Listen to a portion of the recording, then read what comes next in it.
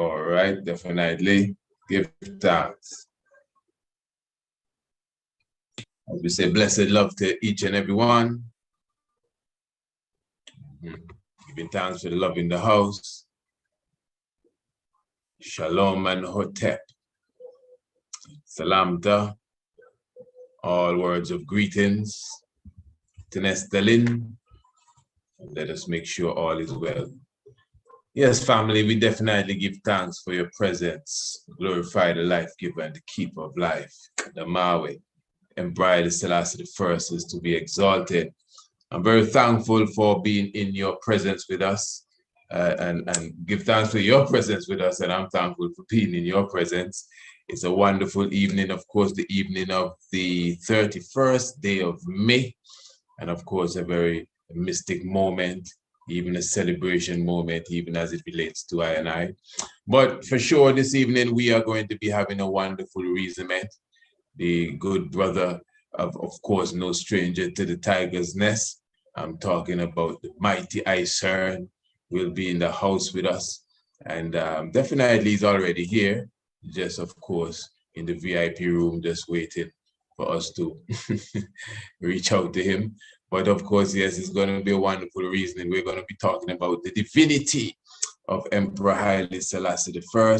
So as I'm looking forward to, the family coming in, I know I would have just recently published something on the tube, so a lot of the family already watching that. But that's how it is sometimes, family. We rapid fire here. We don't have no time to waste at all. You can pause that or pause something and come back to it. But anyway, give thanks, family, for your presence with us. And while I'm waiting for the rest to come in, let me just remind you, of course, remember we have a very special offer for a very limited time as it relates to the International Homeschool Program. Remember, we are offering specifically a free t-shirt, our affirmation t-shirt, and well, not this. This is one of the jackets, the sweat. What you refer to this as, Prince? This is a sweater. These are designed by the Honorable Prince Almase himself, Tiger's Nest, and of course, but what I'm talking about really, and of course, institute.com, so you could see the different array of clothes that we have, more than this. So these are the shirts. I am the best, and I deserve the best, and only the best is coming to me now.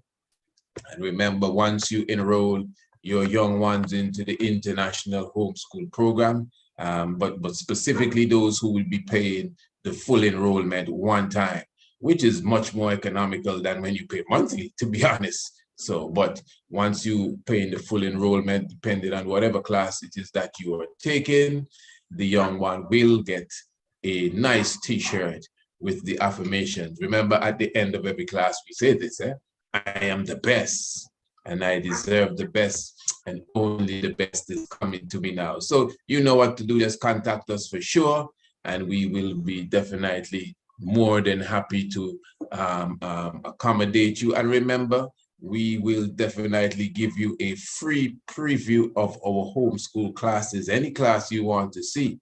And you can sit and watch it yourself with your family, with the very same young ones, see if they like it.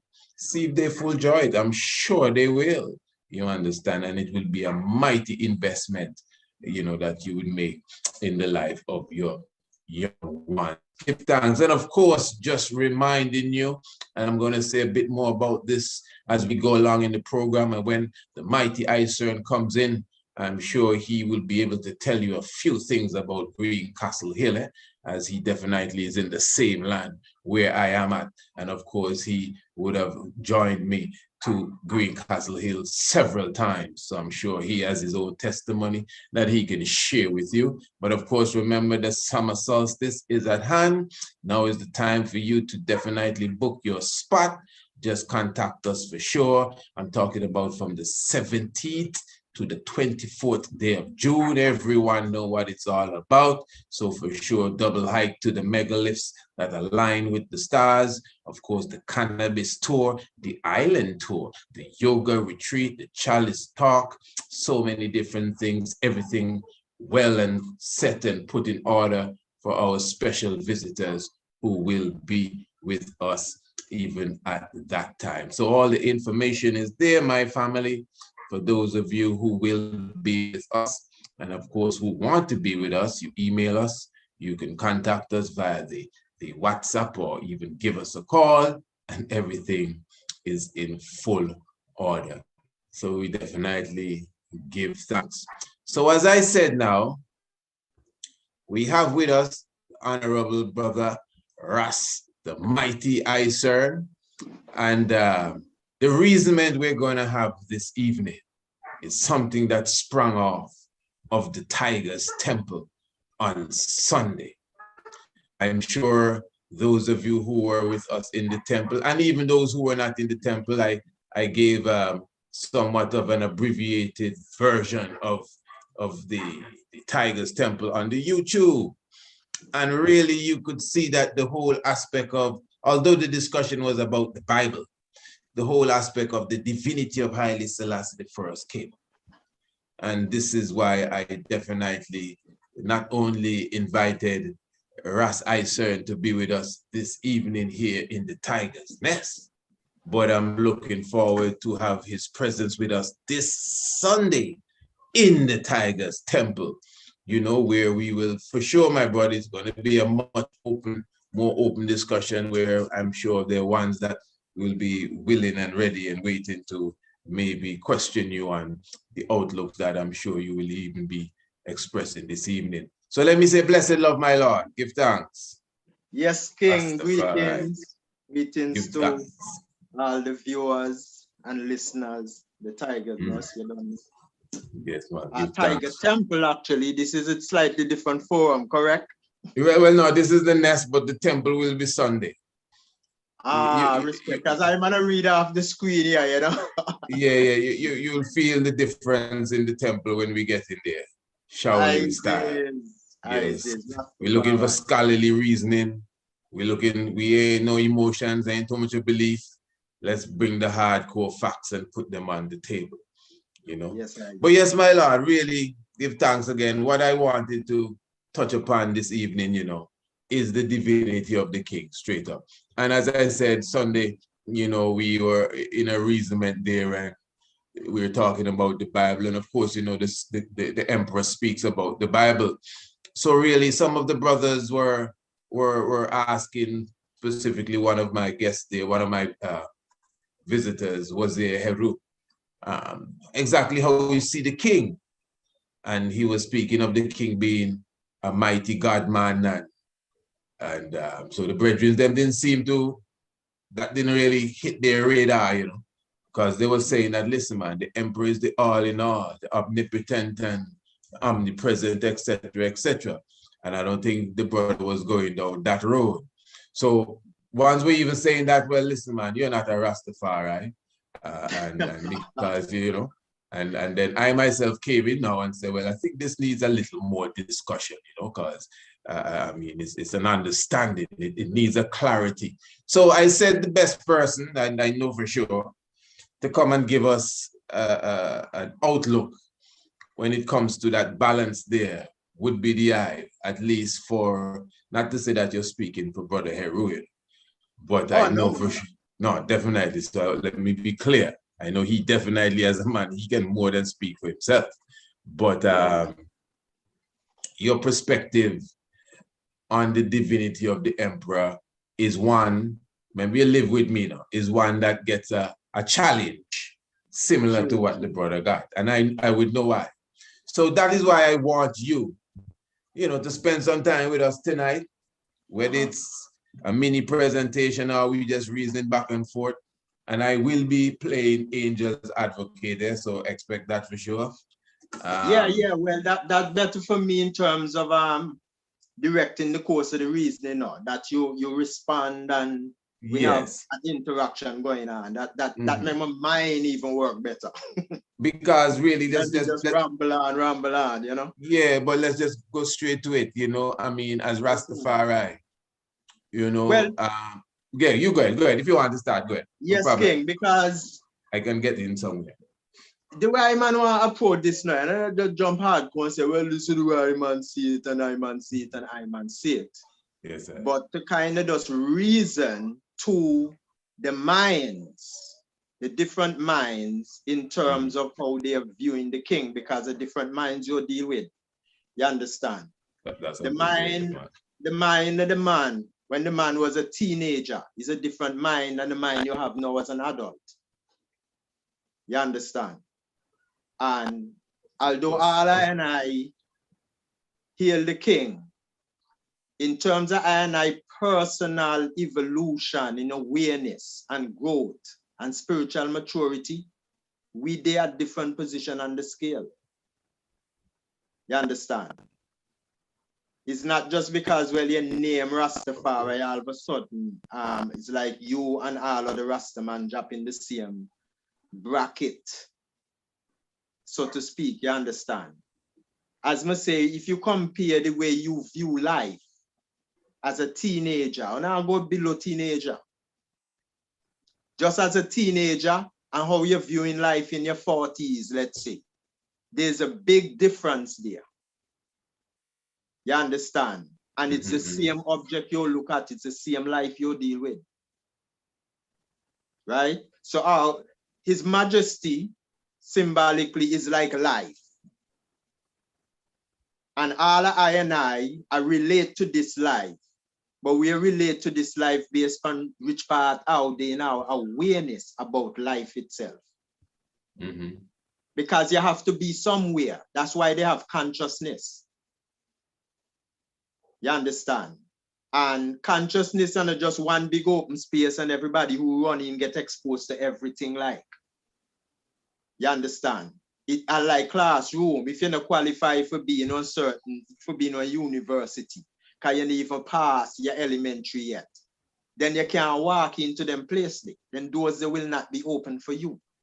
Right. So until you now go up the scale and merit for the university door for open in conscious awareness, and then you'll see certain levels of overstanding and see the thing at a certain depth, then you can always have this limited kind of view of things. And nothing really wrong with you. You're just at one certain point in your growth. It simply be that, you understand? And this growth is something that automatic, by the way, as something that requires your personal effort and commitment to ideals and so forth.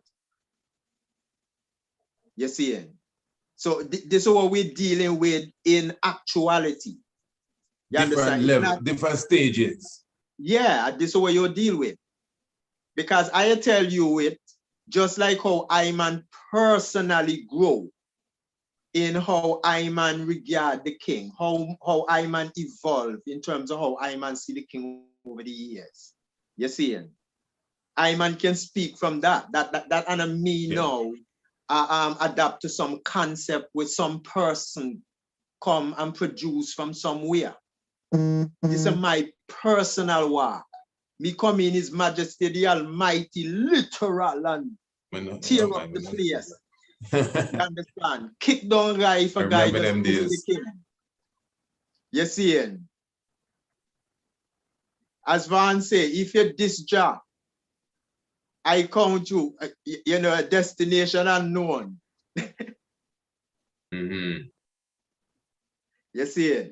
So that's the attitude a man and man in the coming forward. You understand? But some things have to be broken down.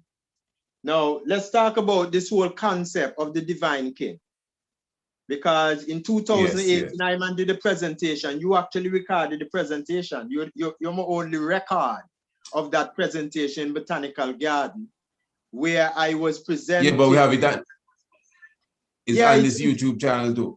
Yes, okay, yeah, right. Yeah. Sure.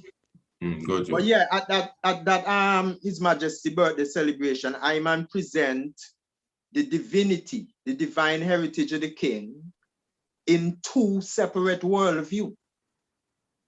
Validating you know what I mean, in two different worldview, in the Judeo-Christian worldview and in the Nile Valley worldview. You understand? One of the things I'm faced with that I know most ones will get faced with that too the prestige that go along with his majesty being descended from David. In a lot of I mind, I see that as one of the key reasons why his majesty can claim divinity. Why do we think so? Because David, according to the Bible, was chosen of God. He have God endorsement. And God also endorsed, according to scriptural promise, he who was generation after he. Solomon got on that. Right. So seeing that his majesty come from that line, I deem that as pedigree, direct pedigree. You understand? For his majesty being divine. Well, I man look at this idea same way. And Iman was a little bit hard pressed because the things that Iman were finding out about the historicity of the Bible, which is not complementary, it creates a little conflict there. All right, yeah. Yes, you see. So what I man see in this thing is that his majesty divinity, instead of look at his majesty divinity as being hinged to David, simply because he came from this king named David. My meditation say, well, okay, let's look into the idea of divine kingship then. So I man do some research into divine kingship to find out, okay, what the origin of it and what the whole idea behind a king being divine, even as David is declared divine. You understand? And what I man learned is that when that institution, because the throne is an institution, when the institution was created by the Nile Valley people, the idea behind that institution was for it to be a divine symbol.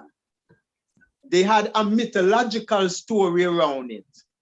Because they have a mythological story surrounding it as to how the sun, which they regard as deity in their culture, how the sun relationship is forged with the human entities.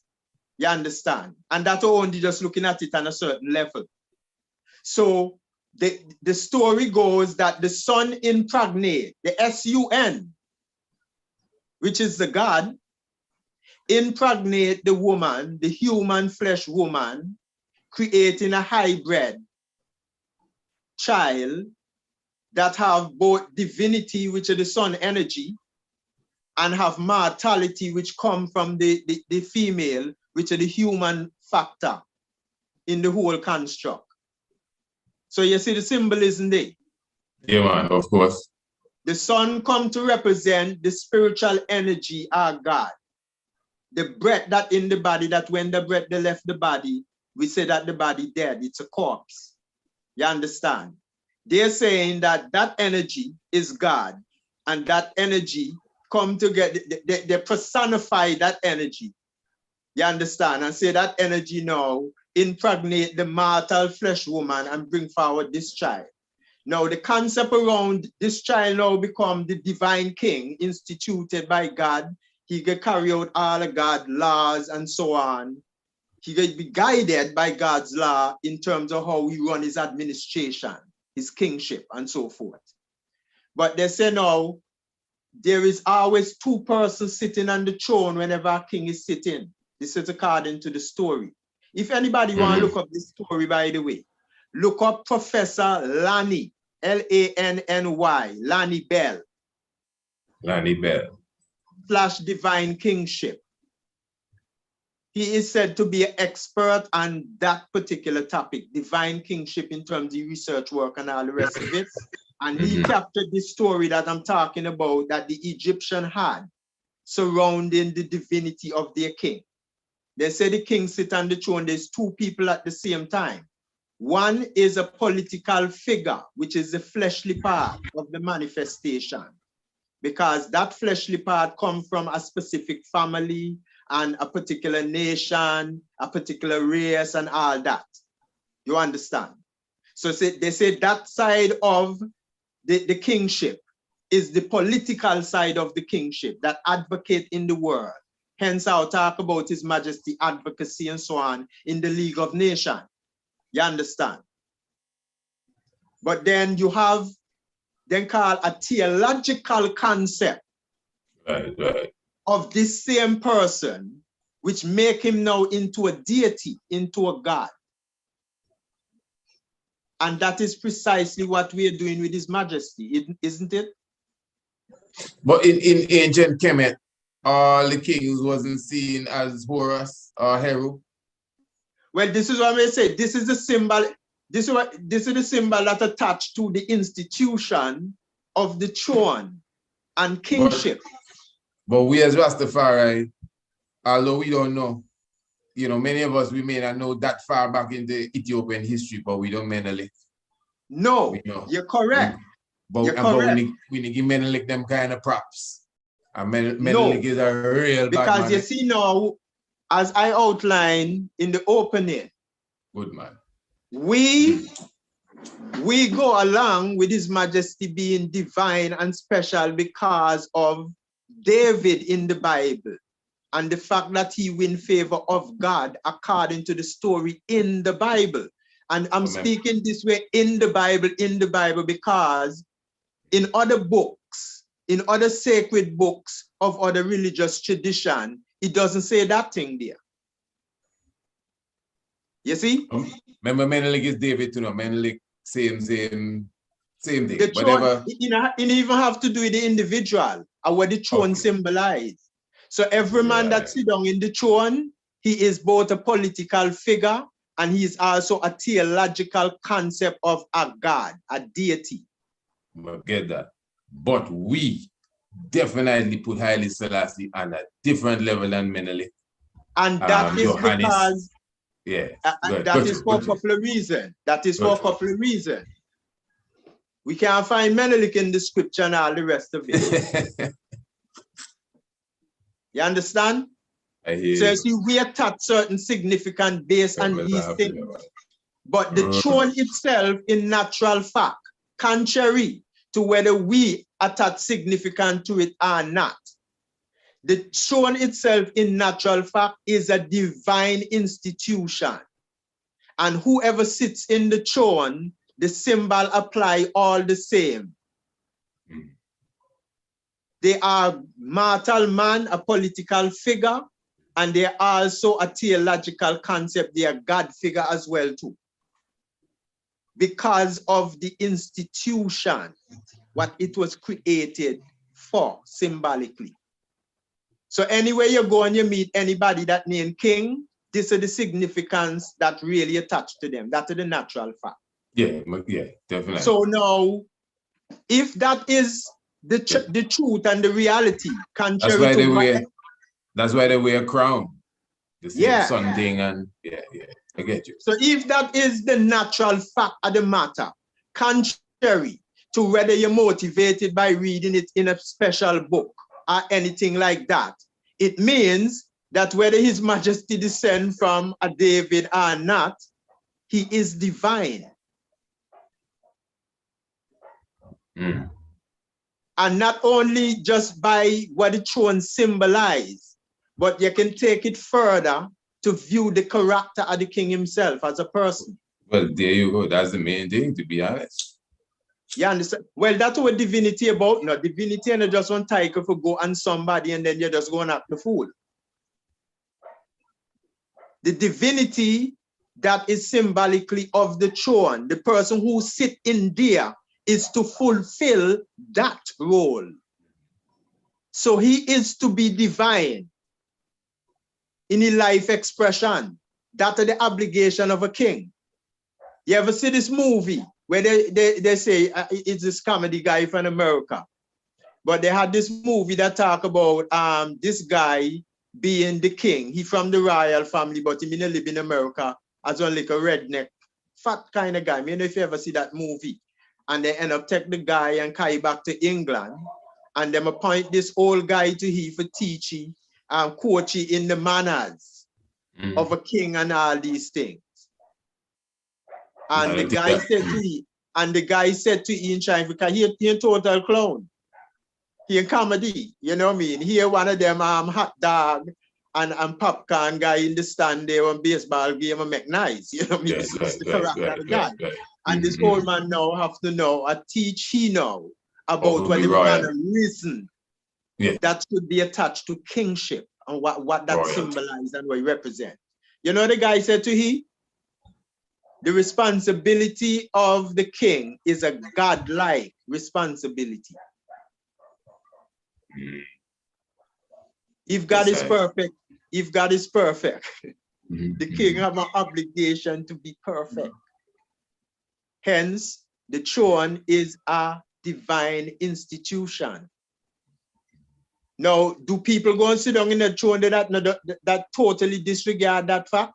I would expect so. Yeah, example that I mean, just one down European history alone, and you'll get an overwhelming amount. You understand? Well, even Ethiopian history, because one would have a look at Lijuatsu and have things to say. Yes, sir. Put it that way. But then again, but still, you know, okay. So it sounds the way you're reasoning it to I, you get the impression that because you're well familiar as you started the reasoning, you know, when you came in, it was Haile Selassie, the Almighty, and they come with nothing half. We didn't even put a drop of water on that. Okay. So as I said, there are different stages. There are different stages now. So but you're saying different stages now, but there are many that think like that, that say, hey, this ain't no stage, you know, this is the way, you know. So when it comes down to Haile Selassie being, to use the term, the Almighty, not just God now, you know, but the Almighty, the omnipotent, the creator, you know, in contrast to anybody else down the line, how that one fit in now? You consider that like gone too far? I consider it this way. One man speak out of abundance of zeal, but probably not even giving a lot of consideration to the words that you speak. All right? Peter Church have a song, Let Jah be praised. We know Jah to be Haile Selassie, correct? Yeah, man. All right.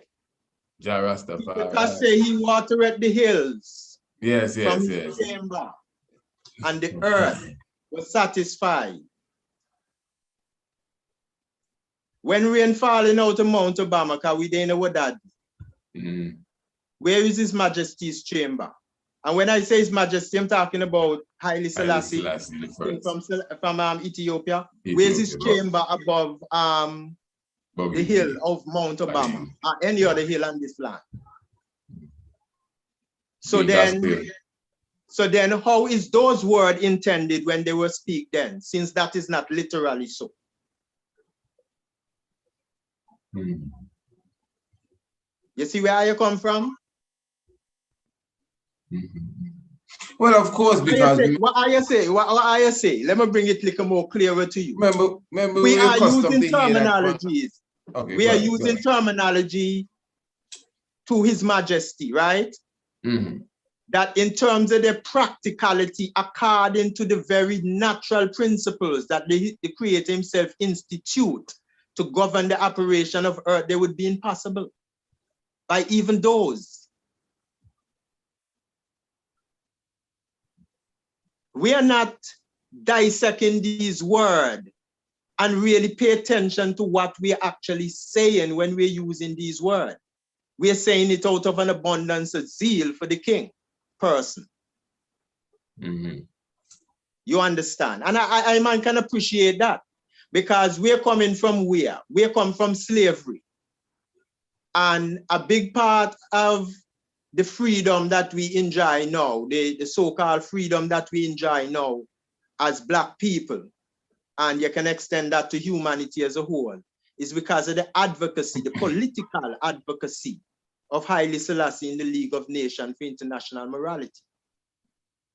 So we as a people who are search for identity, I mean, we have all good reason for be overzealous even in how I will speak to the king.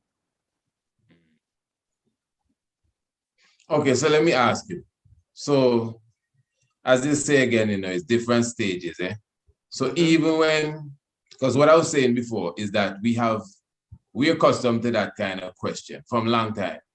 True. That, okay, if you say Haile Selassie God, not even Almighty, just God, because when around here, when you say God is God, you mean, I know God, I know no divinity. Yeah, we're God talking about the creator.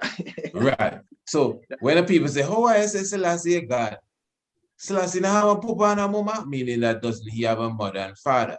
No. Any sensible person, even if you never thought of it before, the fact that somebody confront you with that, you would say, okay, all right. But we continue with it. Now, wouldn't it mean that, as you said, there's stages and understanding? Wouldn't it mean that a person is looking at it as, okay, well, when we say Haile Selassie created, it's not to say he went up there and created Jupiter, or he went across there and created Venus, but the spirit of the creator. I know you know all of this poetry here, but the spirit of the creator, the spirit of the Almighty, in the essence of time, which we have seen in many different prophecies, not just Bible, but different prophecies speaking of a time when a messianic figure, political or religious, will come.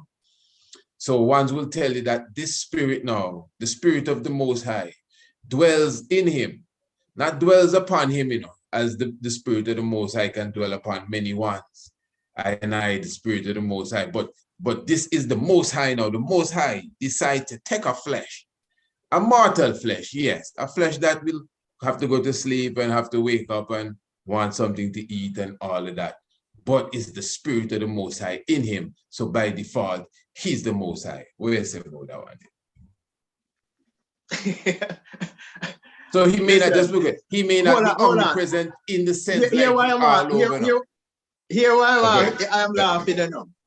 Because when we talk about the spirit of the Almighty that in the flesh, we refer to the spirit of the Almighty like that spirit is a person. Okay. Like that is some kind of individualized spirit that go into this flesh. So that individualized spirit as the Almighty, that is different from all of our other individualized spirit, is the one that going to this person, making this person super special above all other persons. That's the thinking that's going on here. It's something like that, because the Almighty Spirit but is that dwells correct? in all living things. No. Okay, go ahead. The question is that correct? Are you correct in thinking that the spirit of the Almighty, the creator that create all things, is an individual type of spirit, separate from all the rest of we spirit? Is that correct? That's the question. And the answer to that is no, it's not. Okay. Because God is personal. You deal with God personal and God impersonal. When you start talking about the Father, God, you're talking about an impersonal entity. That entity is the foundation of all of our personality. That entity is all of our true identity. So it's not a personalized spirit. The Father is not a personalized spirit, Almighty, that come and jump into this particular flesh that he choose. Spiritual awareness will tell you it is not so. I'm telling you. Listeners, they have a Jamaican Buddhist. They call Mooji, Mooji, Mooji. Look up this Virginia. He looks like a area. I imagine that he started out under the Rastafari tradition. And well, he said he left Jamaica years ago, ended up living in England for about 5 years. And in England, we make some connection with some Indian spiritual mystics and so on, and he ended up left England and fly down there and studying differences. And right now, the man on big time. Well, a guru, the term that they use for them nowadays, although, you know, many hear much people refer to you as a guru, really. But he does that kind of stuff that gurus do. And this brother here are the best me see at showing a person practically who they are impersonally. Because we're dealing with fundamental here concerning the human entity. We not deal with a feeling thing and favorites and thing and the race that we in with other nations because them are what they do to Africa and all these different stuff. When you go into dealing with God, when you go to dealing with your creator, it's a different story. You can imply your creator in a for your own personal politics and make you favor your red side or your blue side or whatever side you're on. You can do that if you choose out your own imagination. But in actuality, that is not so. Okay, but let me see now. Let me put it this way then. I agree with that, you know, because you have a case where man really make God and not God make man. But, okay, so the life force that you're talking about, well, you didn't say life force, but I guess that was from me, because really how I look at it, to me, God, something like what you say, you know, we all, it's like how we say, my life and your life. That's a personal thing, but in a sense now, there's not no really my life and your life, is actually just life. You know, true. Life is something that we all partaking of. So true. The life I see, even in the etymology, life very similar to the word love, and people tell you God is love. So the life now, in a sense, you know, that is the God, you know, in a sense, that because life is everything. Life it's a very expansive thing. It's not just universal. It's you're talking about parallel world. Anything that have to be quote unquote God, a very kind of bastardized word itself and its origin, but we're just using it with understanding. Anything that is God, you're talking about multidimensional, parallel worlds. So the omnipresent thing is not just all over the world, you know, but all just, it's just like all. So that obviously means that this must be a nucleus of intelligence, because everything is connected. We reached to that stage. We understand that everything is connected. So in a sense, what we call quote unquote God, you may not see it as something that like you can go and find the God and touch us. Oh, well, he's over there coming now and all of that. But it dwells in all things, is that intelligent nucleus. That's how, well, personally, that's how I see it. Now I'm asking again now. With all of us, see, we're talking about the divinity of a specific human being. Sure. And the outlook of we're doing so by, let me push this in quickly and then continue right along. Okay, yeah. We're doing this within a religious context. Continue. That's what we're doing here.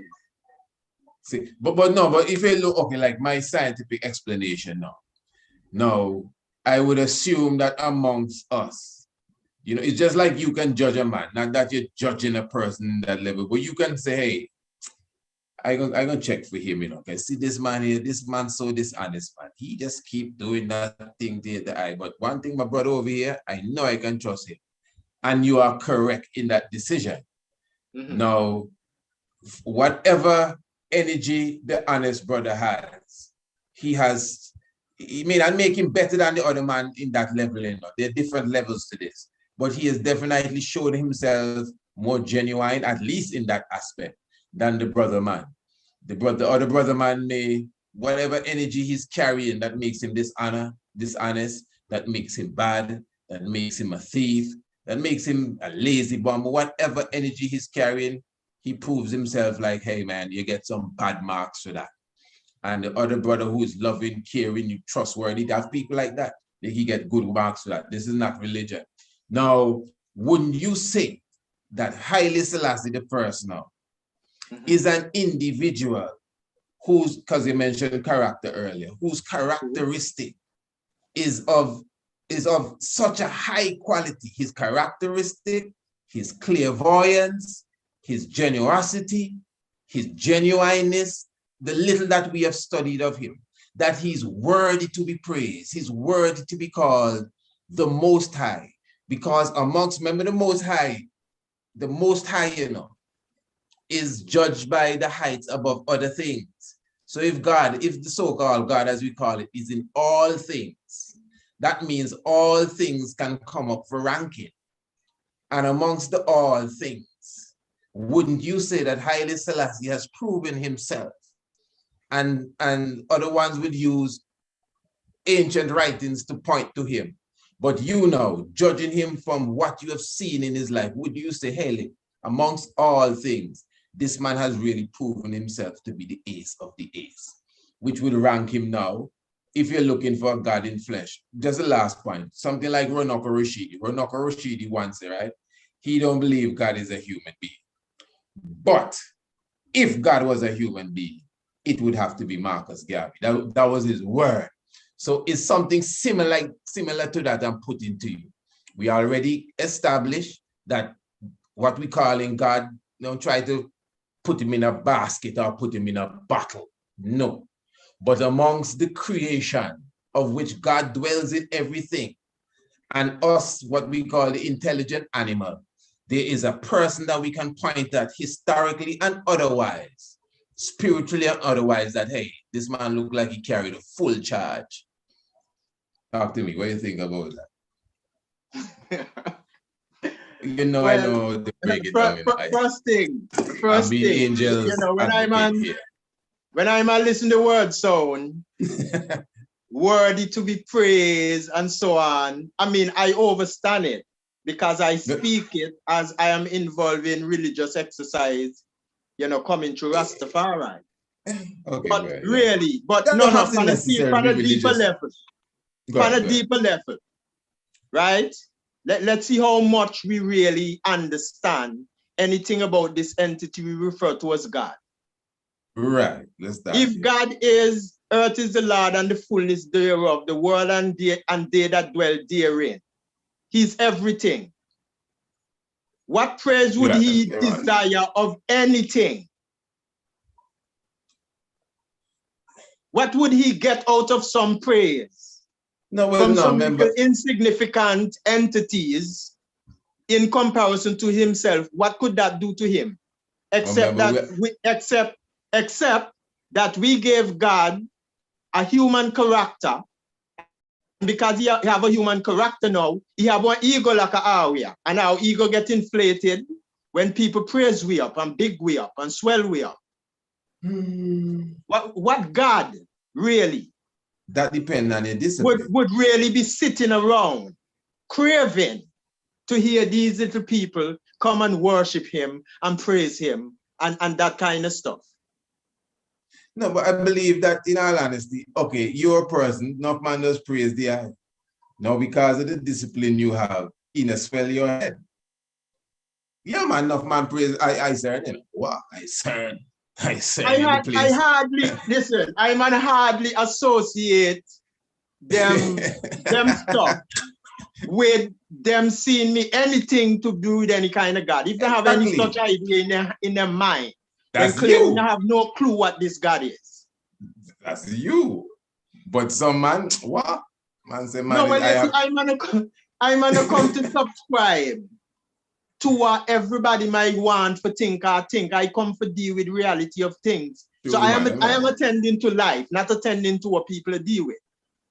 People have to come up to date with what they need to come up to date to. I just go and attend to life. You understand? Right. And what I man say differently, brethren. Okay, let's look on some here. They have one each time and put a post out, right? On Facebook. Because let's look at the story about the crucifixion of the Christ. Mm-hmm. It is said in the scripture that the Christ's life is offered up as a ransom for the sin of mankind. A ransom. You understand? Yes, okay. Mm-hmm. Who are the one that desired this ransom to be paid? Well, he happened to be God. God so perturbed over how sinful these people are again and violating law that he needs some blood to make you feel a little bit better about the whole thing. And guess what? He have one only begotten son, and he need the blood of his only son to pacify him over how he feel over the sin of all these people down in the earth. Yeah. Now, does that sound like a creator that create all things, know all things, have no insecurity? Just think about the story. The first question I ask myself is, wait, who be that so powerful that God would have to pay a ransom to that person? So he have to give up his one little picnic. First thing me to think about, maybe he pay the ransom to the devil then. Because me can't understand who would be so mighty that God would have to give up the ransom of his only son for pacify this entity over the wrong things that the human being and them in the earth may not do. When you think like that, when you question these things using your faculty, like what the creator give you, then you're hard pressed for work with some of these ideas. The only how you can really make sense out of it is if you view it in the proper context. But that's the point. Viewing it in the proper context. There you go. If you view these things now in the context of symbolism, which they are, all is symbol. Well, exactly. Then it comes so outrageous and ridiculous, because Jesus now come to represent the true self. In the crucifixion story, the self that Jesus represents is the body nature, is the flesh nature. And within our evolution into spiritual awareness, our flesh nature have to be crucified and die to give rise to a new body, a divine body. So the flesh nature now are going to come under the dominion and command of divine principles, because you kill off the flesh nature by abandoning serving it and go towards serving the divine. So the Christ died upon the cross is your low nature that died, and the resurrection of the Christ to glory, into his kingship, into his Godhead, symbolize the new person that emerged after the low nature they dropped, and the body now start operate under the dominion of divine principles.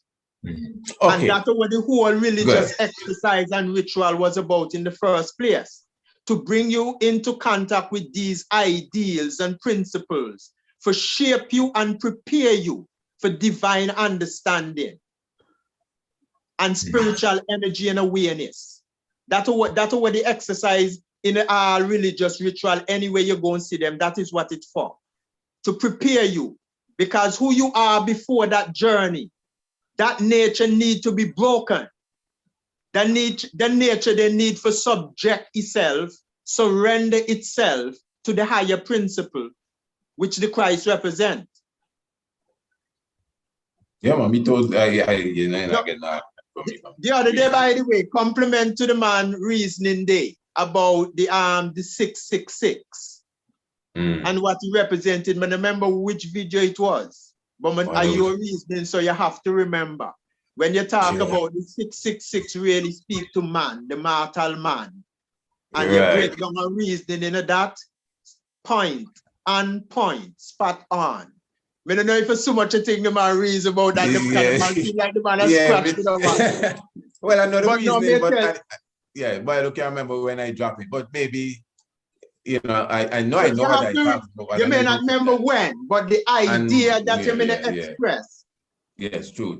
Right. Is okay, since you bring that in. 666 represent the lower nature, and you go to reasoning some of the symbol that involve in revelation and so on to show the difference between the mortal side of the man and the spiritual side. Like, you mean to show the distinction by the line of reasoning you mean to put out, showing that the 666 is carbon, and that our being is carbon based, and so on. But I wanted to jump in since you bring that point. You just spark a question in my mind now. Okay, since I wouldn't go through the whole reasoning, but basically that's what it is. Because, you know, you hear many people will tell you, well, 666. We know the history. 666, Mark of the Beast. I know you know the whole thing with the Pope and Vicarious Philadelphia, and we don't go through that, as you say, stages. Now, then there are those that will tell you, hey man, I studied this thing good, you know, and sure I done the trust in the Bible already. 666 is the makeup of man. It's carbon, but they want it to look like a devil thing. All right, now you see two things balance off there.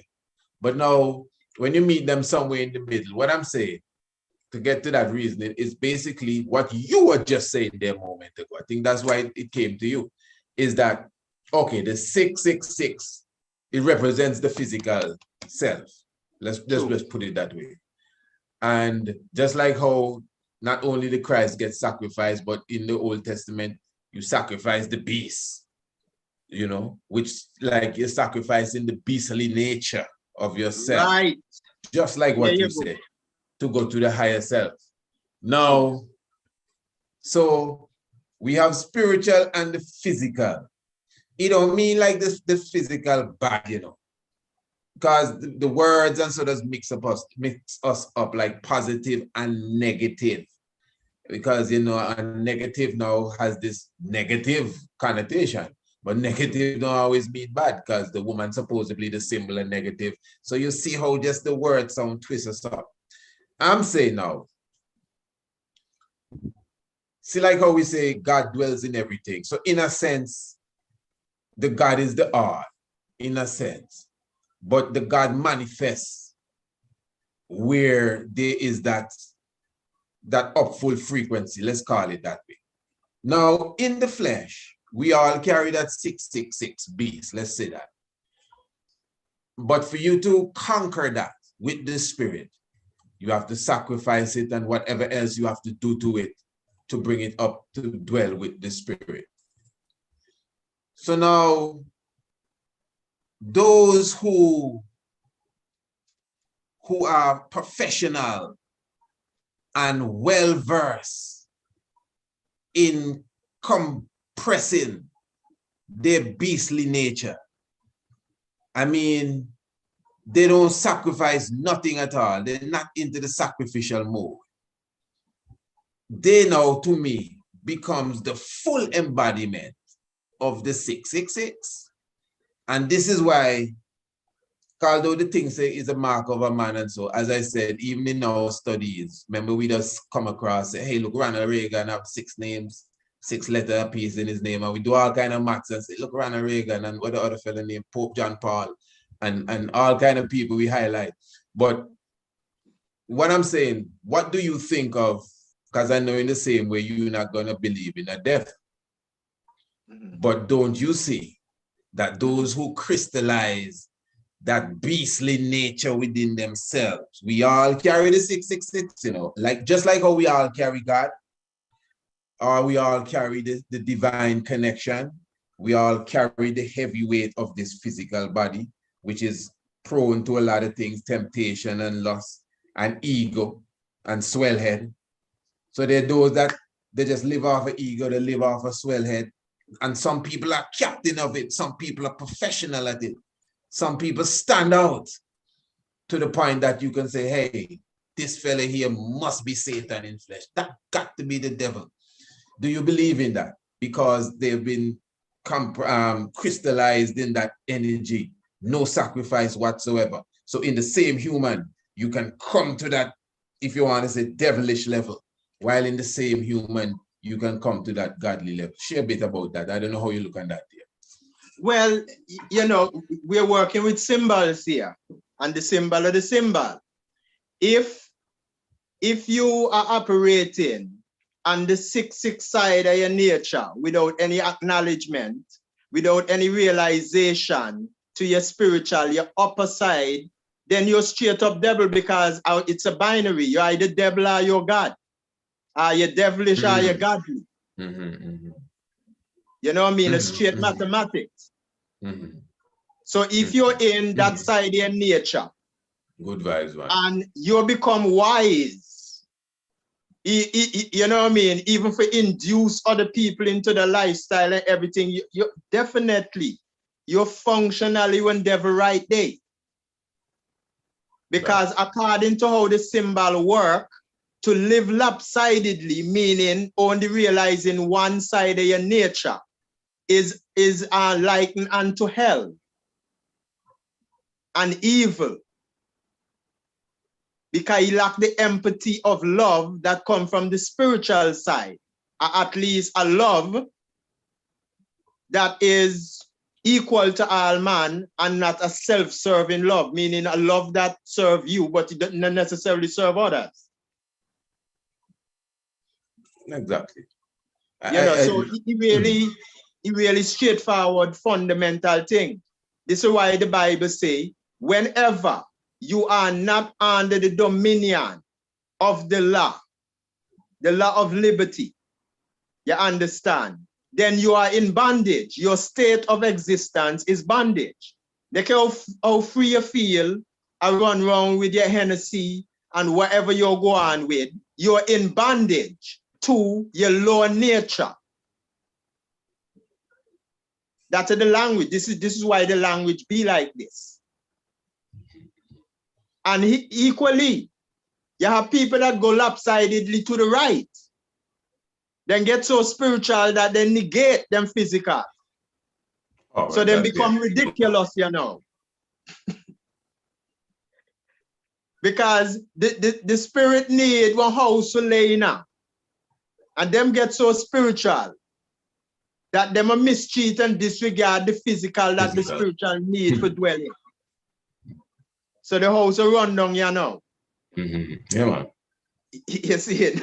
It's true, man. So that's what the meditation is. To be free is to be under the guidance of the law, the principles of love. Not one love that serves for your race, or for your gender side of the thing, and so on and so on. But one love that universal as the love that obviously bring about this whole experience. That's how we have your car life. One can argue that this whole experience, this whole creation, come out of love. Because only somebody or some entity that would love you, seeing how we in a person, how we have a personal experience, how we think along these lines. It gotta be some person. You understand? Whoever that thing is that create this place with mango, me love mango season, come around, plum, this, that. I love this place. If me have my will, I would never leave you, I would go on like the mountains and them and so on. Just here forever, never pass. Because life just that great, although we cry every day over it, you understand? Life just so great. I'll get up every day and we say this and we say that and we say that, but we look forward to see the next day every day. Because yes, you know, we just have to love life. You might love life. So let me, I know your time is good now, but we're not gonna stay that long tonight, because as I said, family. Respect, you stay the reasoning king, no worries. I know that Ras Icern will definitely be with us in the Tigers Temple on Sunday. We will be definitely carrying this to another level, really, because as I said, we still want to clarify, especially, I would say, as Rastafari too, when it comes to understanding the divinity of Haile Selassie as such, the divineness there.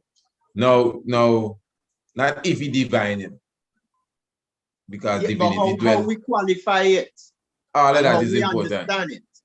Well, no, what I was getting to, okay, again, when we just come in, Haile Selassie is God. I always say is like an equal sign. Whatever on the one side, equal to what on the opposite side, because this is that. All right. Now, I always say, Remember, we were acquainted with God before we were acquainted with Haile Selassie. And for some reason, God was the standard bearer. I always say the first time Ras Mike tell me Haile Selassie higher than God, I couldn't understand. I was like, what? Like, what? You know, man, like it's a dizzy this there. Me, nobody like to say that more than me now. Although I think I might have a slightly different outlook on that than Ras Mike, but no disrespect. I have my own outlook, but I mean that to the heart. You understand? So now, okay, where you think, you know, you can't change everybody, but where you think the mind frame of Rastafari should be as it pertains to Haile Selassie? Not necessarily how you look at it or look at him and how you think we should look at him. That as well, but obviously there must be some space where we actively utilize the emperor's presence and all that he did in our going forward.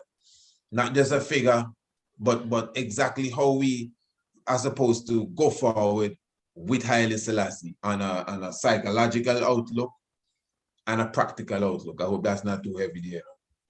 Okay, well, like this, you know, and Wazir and many others speak to this a lot. Just the cultural way, how we approach finding self. I mean, we use this language about finding self now, right? But this was not the language in the beginning.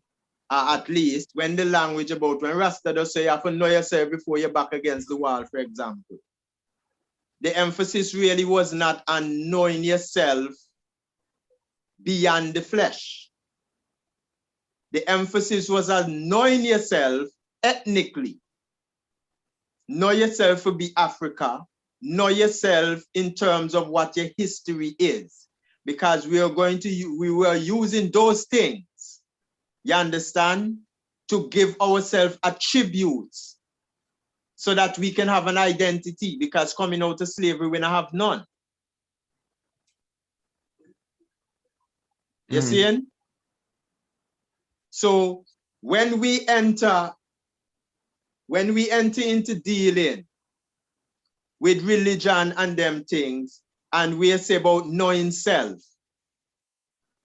we were talking about our ethnic self. So everything that we learn, it pertains to our mortal personality self.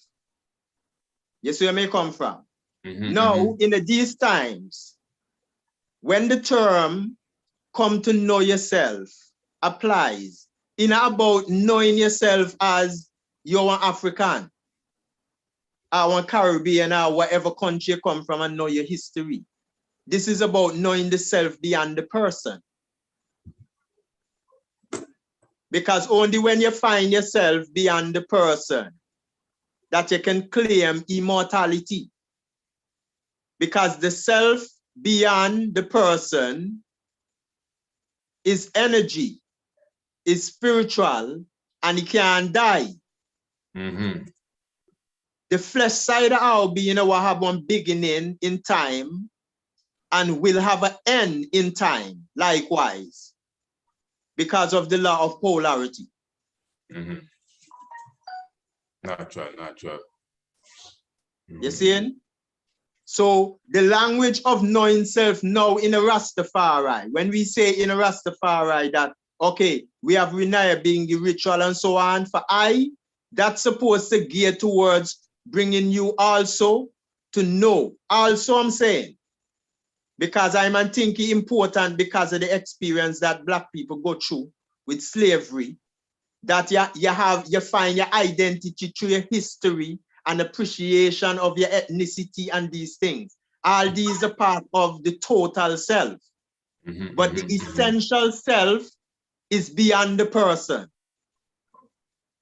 And only in that self, that essential self, that we can find fulfillment, that we can have one certain sense of security in this existence. Only in finding that self. Now, the biblical culture get we tie up in a whole set of different language that negate the idea of finding that self. So now, much I and I start our Rastafari journey, looking towards the person of His Majesty as God, for be the one for deliver us to some kind of place. And then we will have some peace and so on. The focus in that explanation now have nothing to do with finding the self beyond the person. You see this?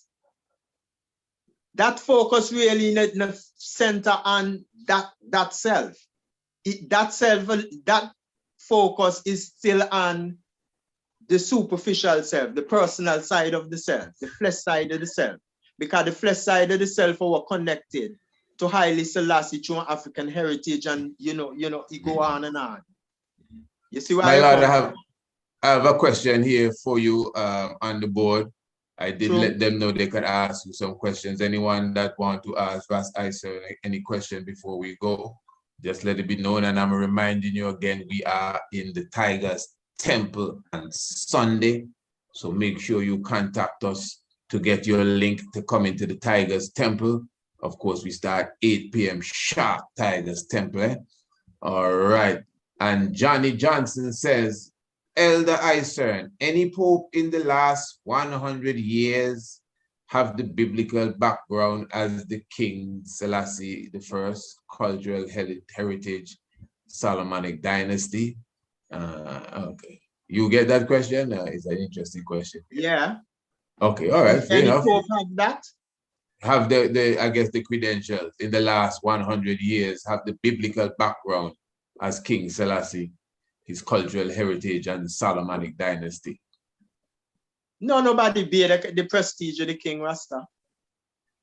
But at another time, because this is going to put another stretch of reasoning, because I want to bring another level, right, to this reasoning about the establishment of Ethiopia as a modern country. It's very important for understand the concept of ancient Ethiopia and a modern Ethiopia and what that means, what a modern Ethiopia means. Because a modern Ethiopia is a part of the model for creation of nation states. The idea of a nation always exists, like how we know it now. Although they write history using anachronism and will give that impression by the way they speak in their history, it was not so. You can actually go and look up the history of nation state, where the concept of creating nation, where you have constitution and citizens and flags and all these kind of things that we have now to represent the nation. You can just go back and check these things out. Just the other day, these things start up. Right? And modern Ethiopia came into that system. To have an identity in the modern world, you have to have certain things. You have to have your history that support your leadership and so on. You have to have a whole structure. I personally have some history that show you that during the Renaissance period, when the European nation states and them in create royal families and so for the nation state, you understand that they had their scholars create genealogies for the royal families to declare them to be divine by making them be descendants in some cases from the traditional deity of the respective culture. So that when the people themselves hear of this history of this royal person, so to speak, that they will basically submit to the leadership. And you say that Ethiopia go through something like that? All nations on the planet go through that construct. I see the Now Church in the chat saying nation states are a recent invention. I don't know if that's what they say. So you're saying that So like the Solomonic dynasty, the Solomonic energy then. Solomon is like a God figure still, eh? Maybe True. we don't, right. So you're saying that energy would have been a part of the creation of like a belief then? No, it's not a belief, no. Yeah, for overstand, there's a consciousness to play out at the same time, and the principles apply. There's good, there's evil. There is certain people that advocate for certain ideas that are universal, that are unifying, harmonious, and so on and so forth. And there are certain people that push from certain angle that cause discards and disunity and wars and bloodshed and that kind of vibe.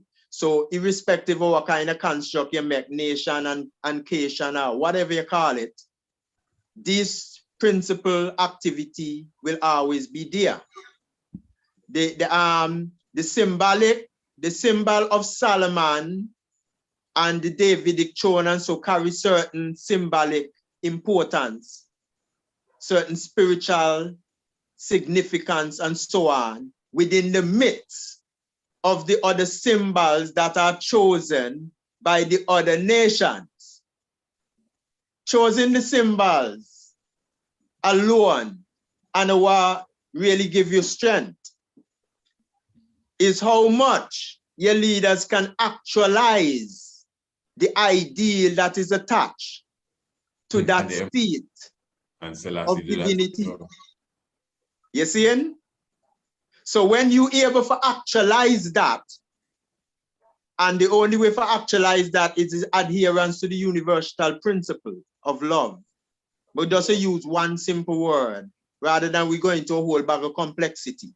But once you subscribe to that principle and you're actualizing, you live that holy as in call it life, you actualize your power, you have resonance in the universe, everything stand down below you. That automatic, just like within your personal experience, when you lean towards the divine ideals within yourself, all the other lesser ideals and carnality, all of them fall apart, drop dead, and leave the throne. It's true, man. The divine to rule the body. It's true, man. When you really give your life to try and deliver, it come easy, no lie. You have natural resonance. Yeah, man. Yeah. It's natural resonance. You don't have to do nothing, not think nothing. Not too many questions. We have 101 people here on the stream, but we see 36 thumbs up. Let's give me a few more thumbs up, family. Done now, we could make the video more accessible. Okay, Enilam Mahuli is saying there is no archaeological evidence of Solomon and David. I want us to say a thing about that. But there's a question here. The question is, one question says, what is the topic this Sunday? We will be continuing this very deep discussion here, and we're not just dropping it here. And we intend it to be much more interactive on Sunday for sure. So once you get your link for Sunday, you yourself can come in and be a part of the interaction as well. But we're definitely doing it with positivity and under good nature. Sheldon Williams asked, Ras Icern, do you praise God or Almighty? Okay, before you answer that one there, I wanted you to say something about the archaeological evidence of Solomon and David. I think anyone that is serious about studying would understand why that statement is made. Let me put it that way. But what do you think? What do you think about, before you go, what do you think about the Hezekiah seal? I don't know if the person that asked that, Enilam, if you know about the Hezekiah seal. I have a picture of it here. If you want me to the man present Iman with it and one of our past videos too.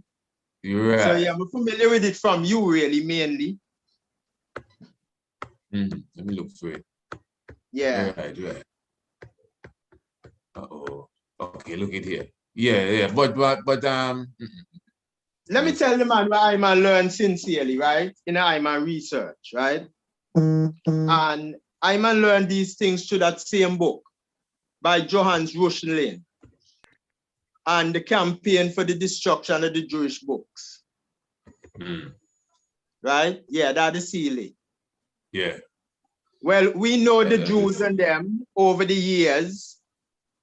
It was found in planted. Before I say that, it was found in Palestine, Israel. But if you notice, it has some unique inscription. You have the ankh, you have the sun with the wings, and it said it belongs to Hezekiah, son of Asa, king of Judah. Now that is not proof of David or Solomon in a sense, but the fact that it's a part of the family lineage, one would say, well, hey, by default, Solomon and David has been proven. Yeah, that's what I'm saying. Go to.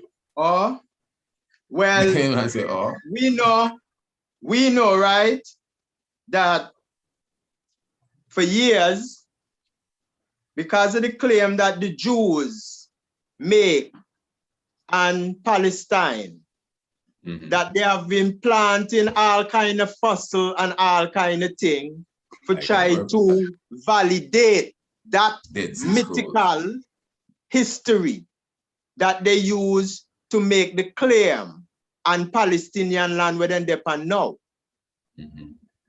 We know that because if you go and look up what they call it,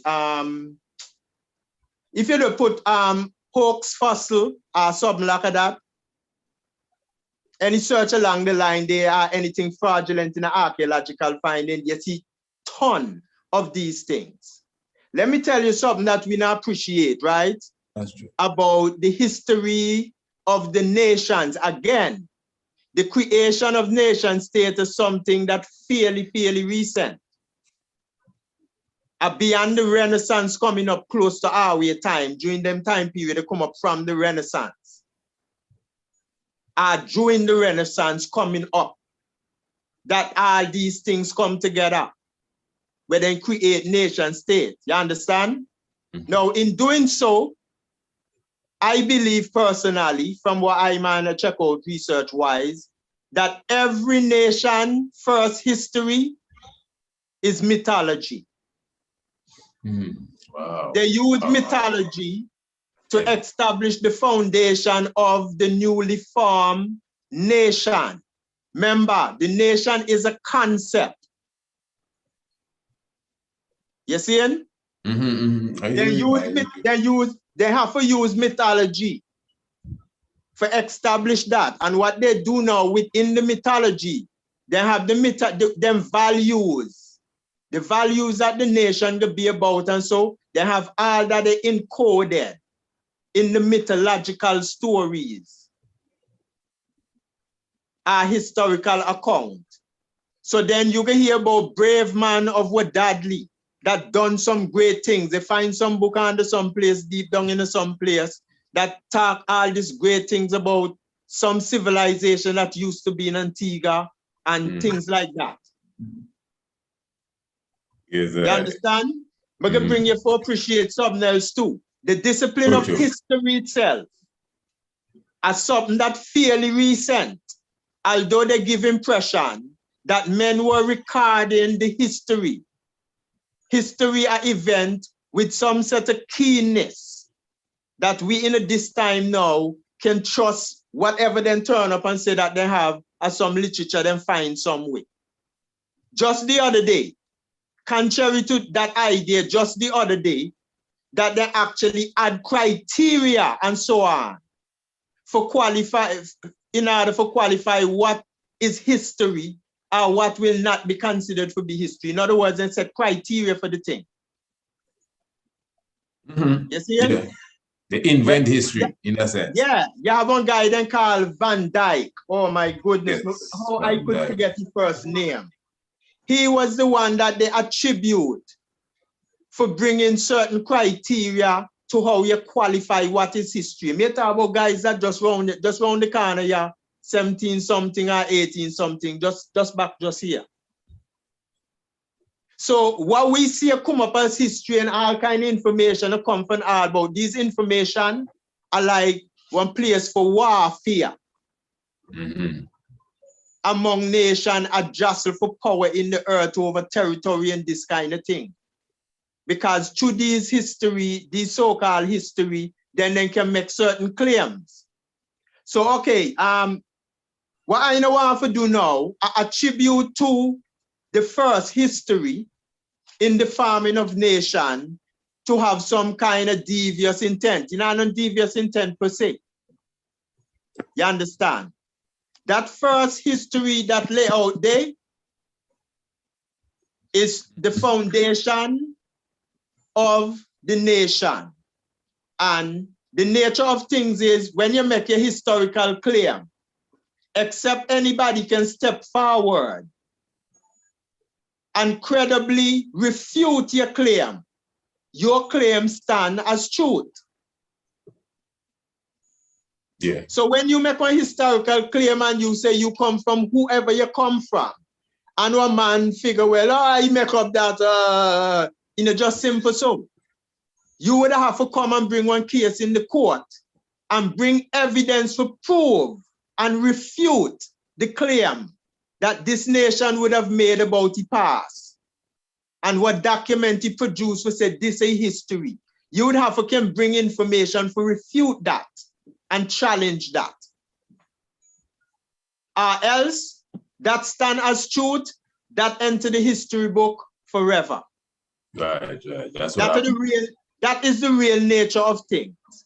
So when we run into Google and look up history and look up all kind of stuff, I have forgot a reason about the Septuagint and then someday, because this principle may talk about apply all down them line. But when we run on the internet, and look up history and see Wikipedia and all these people talk all kind of things and then hold it like, well, yeah, this is the gospel, it don't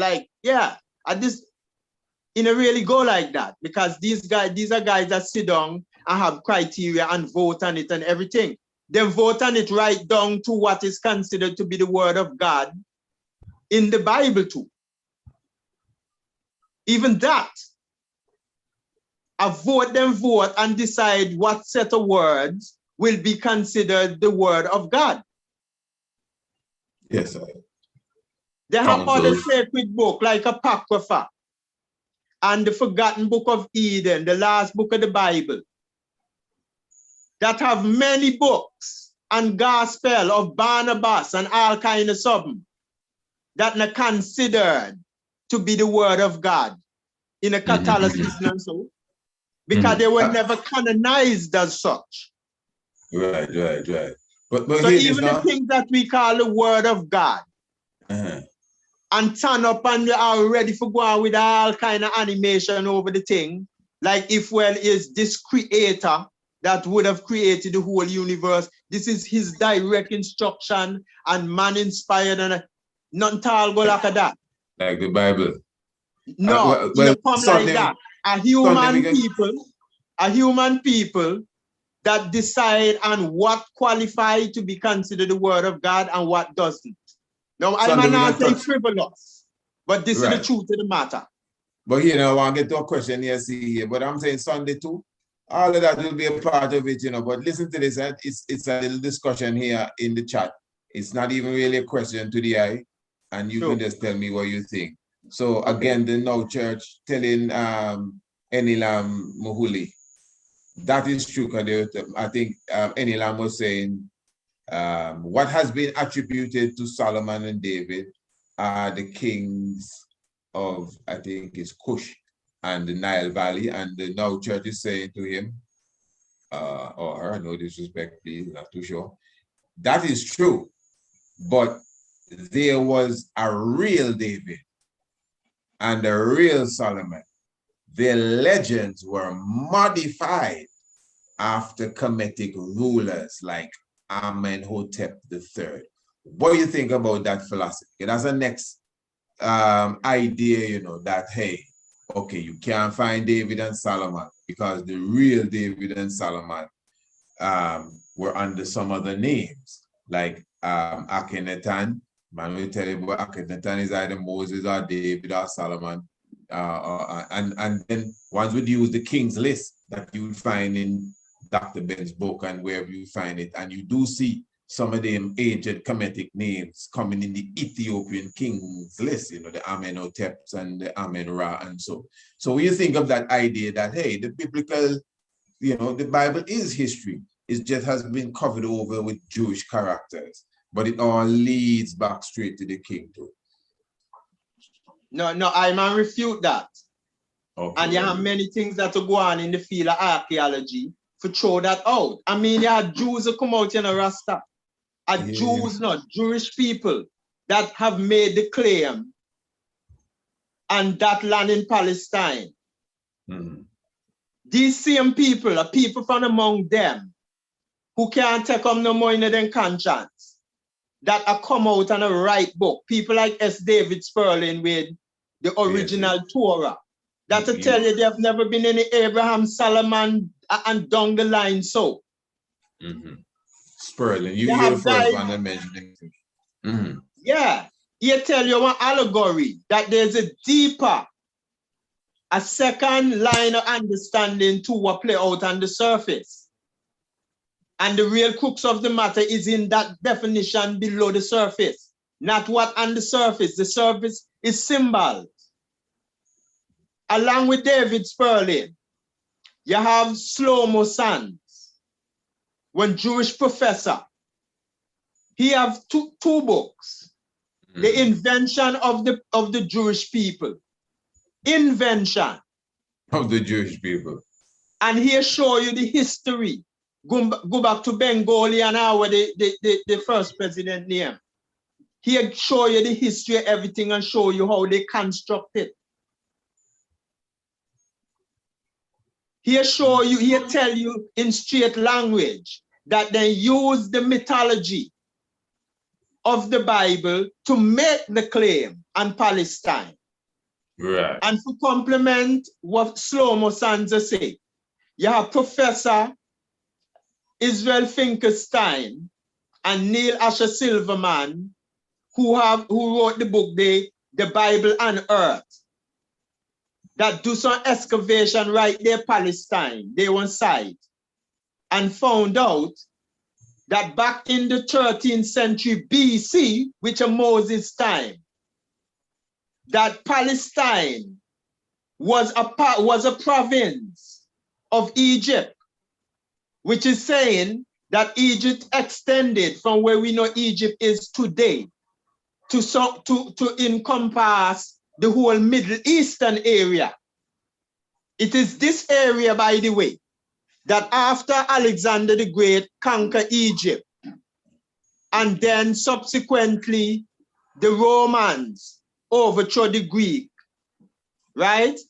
It was during them time period that then cut off the Suez Canal, then blow out the Suez Canal and create the division day, right? And in 1928 or somewhere there, I think the League of Nations give England one charter. And England are the one that split up the Middle Eastern area there, which means be a part of Egypt. Split them up and create all these Arab states that you see there now, Yemen and all of them. And just the other day, they get created that nation state, the whole Middle Eastern area there. Definitely. Was an extension of Africa. And he had the Egyptian culture and other cultures, just like when you go back into the interior in Africa. You will find that they had different culture. The aesthetic is different. But the principal things that they teach, according to what they learn from the universe and the laws, the natural laws in the universe, is the same across the cultures and them. But the aesthetic different. They might dress different. They, you know what I mean? They might have different forms in their rituals or do stuff like that. So this might be part of the reason why then we create the idea of a Mesopotamia and so on, because they might identify certain artifacts or whatever that might be a little bit different in character than what you find in the area there, Giza, with the hieroglyph and so on. They might be finding evidence of other stuff in of other areas in the Middle Eastern area, and then attribute that to some other specific nation different from Egypt. Because as I tell you before, they use anachronism when they wrote the Bible and used anachronism, right? To suggest that where we know the boundary of Egypt to be today, that the boundary was also there back in the time of Moses. This is the reason why they say that the Exodus from Egypt go over to the promised land, which is where we know Palestine today. So you believe there was a Moses, or you're just saying it in a sense that the time that they give us? I just try to say it that way. You say it a mystic way a while ago, back in the time of Moses. Because there's a question you're asking. Maybe, may say in the time of Moses, according to the historical claim that they made. Okay, but I also point out, that in writing this story, then create a worldview, our idea about the geographics of the world back then, that is almost is like a mirror image of today, except with name difference. Because when they say that Moses, Exodus from Egypt, going to the promised land, which is Palestine as we know today, there's a suggestion in saying that Egypt border was where we know it to be today, back in 1300 BC. Where they were going was a province of Egypt. Yeah, according to the archaeological findings of Finkelstein and them, right? But if we did not get that piece of information, the picture we were left in our mind is that Moses left from where we know Egypt today, down there, cross the Suez Canal, and bring them right at then cross the Red Sea, the Suez Canal.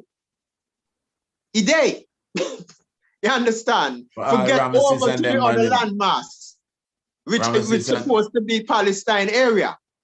So the story actually suggested that the geographic in 1300 BC was exactly the same as today. And that when you see stuff like that in the writings, you know, you call that the anachronism, meaning the history was written in our time.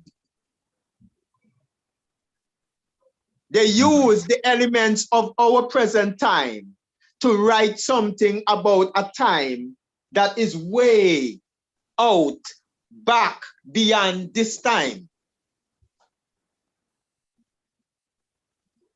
So when these people write ancient history, the way they talk about the leaders and how clever they were at war and all kind of thing, are more a reflection of how we think in this modern time. As if the ancient people used to have that same kind of ambition that they have. You don't mean just religious, you're not just talking religious books, you mean history too. Yeah. So like they talk about Alexander the Great, is a lot of it might be their ideas. A lot of it might very well be fabrication. At least they portray it in a way that make Alexander it sound like, well, he's very brilliant and wise and this and all kind of stuff, which more represent our kind of thinking in this now time. Yes, when you consider where science bring out in terms of invention and all the rest things, I mean, then I have no real good reason to believe that some of them guys way back there would be so genius like how these people tell the history. All right. I mean, you have technology and communication and all these things that they have now. We have a few, I know we can't get to all of this. Let me just read some of the comments specifically, not necessarily questions, but just to highlight. The servant God says, thanks for the Hezekiah seal, one love, give thanks. Well, I think we answered this, but just to say, the Now Church said, I agree with all Ras Icern said, but are you saying that there are no King David and no King Solomon? If you want. Okay, then. Yeah, can I do something quickly? Go ahead. Okay, I'm an argument. Go ahead. I'm gonna make a claim. I'm gonna just share with ones and ones something that I'm experience in I'm research. When I'm do that same presentation in 2018 that the man record. with the two different worldview that His Majesty can claim divine heritage from, right? When I'm gonna do the research, I'm gonna come across something very interesting. You know this guy, William Albright? Yes, yes, of course. You're one of the foremost archaeological scholars in a Christianity. As a matter of fact, they use the timelines that William Albright are the likes of William Albright. I think it's you introduced me to Haile a good while ago. Now I come to think of that. Right. See, well, yeah. Then the timeline that man like William Albright give to biblical events, they accept those as standard in terms of their historical perspective as they use this thing as history. Exodus and yeah. All right. Now let me show you something that me find. Albright, the kind of Albright timeline, right? King David throne start in a 10,000 BC. All right? In a 900, because we're counting down here now. In 960, which are when David would have been like 40 years old. 1000 BC. Huh? 1000 BC. Is one, oh yeah, sorry, 1000. Oh, 1000. Right. 1000, right. sorry. Down in the Leo Not age. 10,000, sorry. 1,000. Yeah, you're good, man. I right here, man. Yes, sir. So William Albright gave 1000 BC as the timeline when David sit on the throne, when he come into prominence, right? Then after his reign, in the 960 BC, his son Solomon come to prominence. Okay? During Solomon time, the Queen of Sheba visit him. Okay? He had a romance with she. She left and she go back to Ethiopia pregnant. She had Menelik.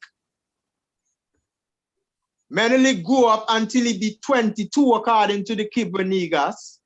And then he returned to Jerusalem to look up his father, where he may get the father blessing. And according to the story, he moved with the Ark of the Covenant and so forth and head down to Ethiopia. Okay? Good.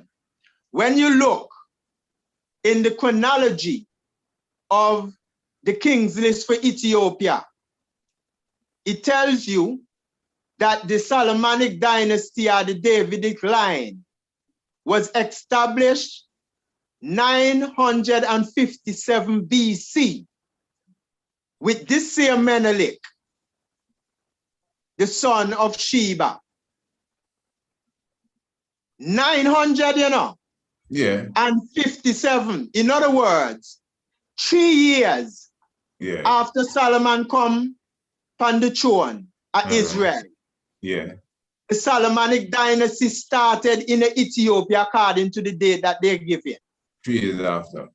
3 years. And remember, but that is all right. Queen of Sheba, remember, the Queen of Sheba left Jerusalem, go to Ethiopia, have Menelik.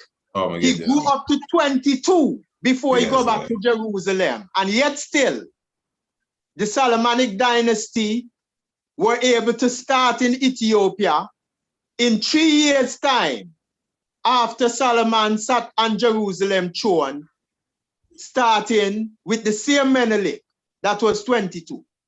But in all fairness, in that study, don't they always have a I don't know what they call it, but they have a where you give a period of not error but a grace kind of period. So okay, if you say something is, especially if you're gone over 700 years, and they say, hey, this thing is 1,000 years old, you know, it could be 950 to 1,050. So you have a whole 100-year gap in between to play with because of, you know, it's real old.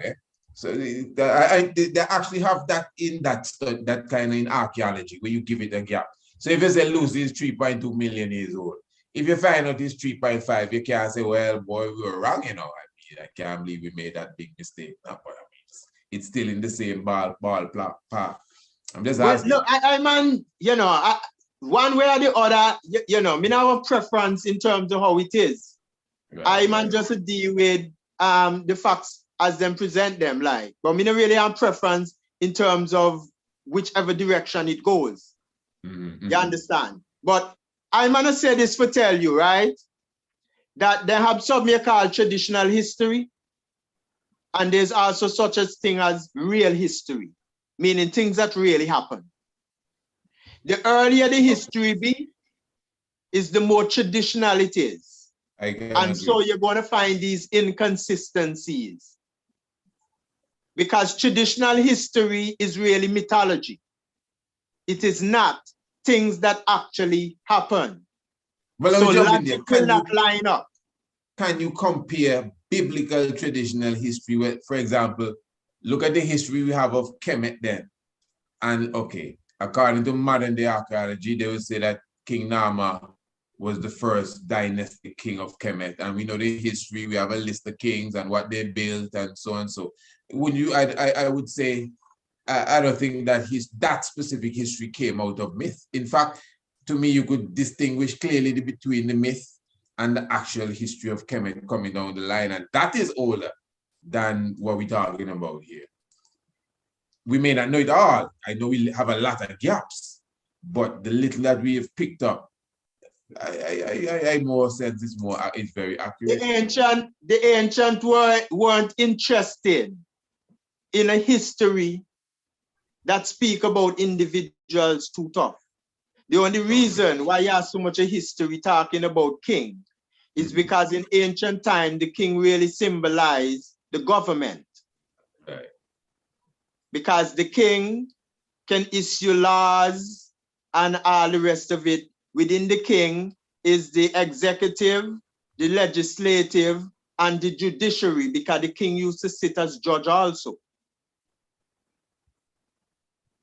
You see? Yes, my lord. You know, I just making sure everything as is covered. I say, these are some of the things that I and I have to come to grips with. The ancient weren't interested in these kind of things. As Monsieur write about the king, it's highly symbolic and it's for different reasons. When the ancient were interested in recording are the lessons and things that they learn of the universe, which if the next generation don't learn this, then they have to invent the whole wheel all over. So this is the reason why a lot of the things are written on the pyramid wall. When Kuwaisi and all kind of other people go and interpret, it seems to carry more symbolic and spiritual significance more than speaking about a set of events that happen in the way that we write history today. The way we record history today is very eventful about what factually happened in the event. The earliest set of stuff that put forward as history are the ancient representations that they are referring to as history weren't really history. They were mythological story that carried deeper meaning and lessons for the generation into posterity. The personal thing really wasn't important. The version of history that I will get from time the European and them get to take over the language of Egypt by claiming decipherment of the hieroglyph, because when they claim decipherment of the hieroglyph, what they actually get to do are own all the material that they get out of Egypt and then have the power for shape and determine what the history of Egypt would look like. They can also determine who get to be an Egyptologist or not. Because once they create that institution, you have to do it the way that they say they want it to be done. When you do your course, forget your degree as an Egyptologist. You have to establish in whatever your exam writing is what they have already agreed upon as standard and accepted. Because if you don't do that, no, you're wrong one. You now get 1 degree. It's like when they say, if so Columbus that way come and discover the West Indies, you have to say yes. They control the whole narrative. It's like when they say if Columbus come and discover the West Indies, you have to say yes. I mean, you know better, but you're going to get it wrong. Russ, we definitely have to seal up now. Before I go in, to say a word about what you see here now. You know, every year we have our summer solstice experience, and I'm inviting the full family international, to come and spend a moment with us. The Greencastle Hill double hike. Some of them, they only see it through the internet and maybe read my book or some little video. But I mean, maybe you have to tell them, the experience that they will get. And this is just a part of the experience. We have the yoga retreat, we have the island tour, we have the cannabis tour, chalice talk. Yeah, we're gonna do an extra chalice talking. Yeah, right. So tell them a little thing about Greencastle now, whatever you think you could put down. Well, honestly, go back to the first picture. Yeah. Let me see. What was that? This? Yeah. Okay. You see the bubble bridge in there with the bright color? Okay. Look at the back of the turban, with the direction that the turban pointing in. Yes, sir. People, you see that? You see that thing down there? That is a live pyramid in our Dudley Day. When you look at that range of hills that we refer to as sleeping Indian.